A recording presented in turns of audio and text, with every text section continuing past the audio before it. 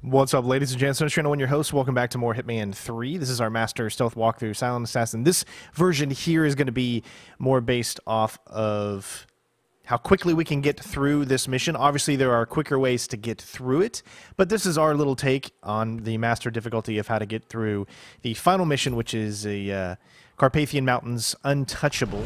So first of all, we're just going to go ahead and start moving right along.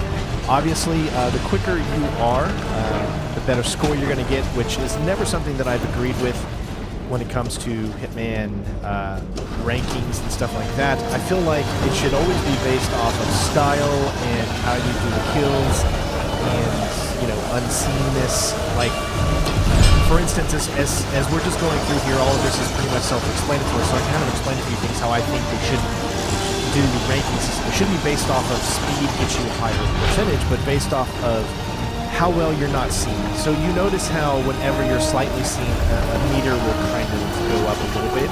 Even if the meter goes up slightly, and you're not the meter doesn't completely go all the way up, you're still 100% going to go. It's only when the meter goes 100% up and it sets off, or do you ruin your actual stealth.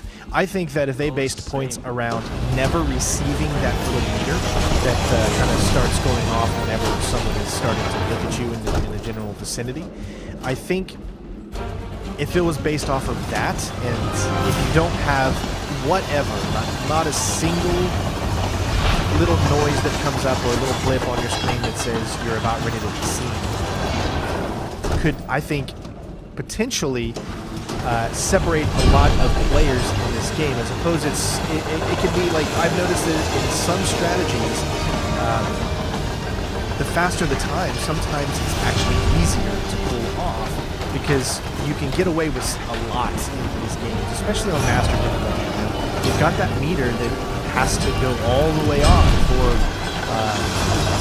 it will completely, you know, get rid of your disguise or kind of say, hey, something's going on here, to make a question mark above your head, or whatever. So I think maybe if in the future, and I doubt they're going to do this because, you know what, I mean, hey, this is just kind of how they've done it for this trilogy, so maybe if they're ever come back to Hitman again sometime in the future, they will decide that maybe, you know, rethink the whole way of doing it. I don't think necessarily faster the time means more challenge. I just think the faster the time, to me, just feels like, you know, rushing.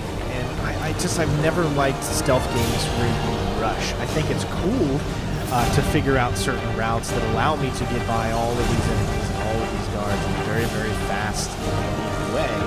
But I think I should not be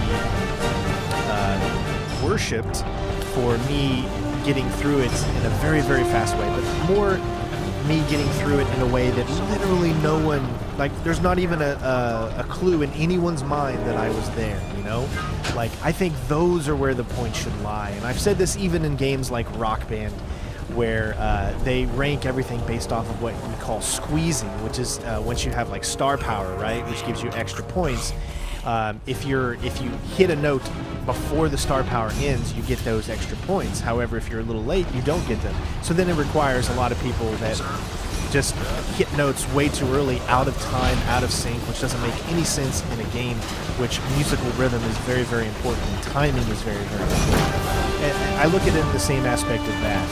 So to me, I think Hitman going forward should be more about style, should be more about actually never truly being seen, even in the eyes of the AI, for as little as and as much as that can be. But that's just my little rant. I mean, there is really nothing to explain here. Everything you saw me do is done in a specific pattern, in a specific way, timing-wise, and you can figure that out in the video. But I just wanted to get that out there and whatnot. So this was my attempted speedrun. Obviously, there's a lot faster you can do in this mission, as I'm no longer one on the leaderboard, but it was still fun to figure it out and whatnot. So hopefully you guys enjoyed the videos that I've been bringing to you on the Hitman series, and there's still more to come, as well as hopefully sometime soon getting a chance to do the VR version, and hopefully you guys will be excited for that, as doing all the missions in VR. So with that being said, thank you so much for watching, and I will see you on the next video.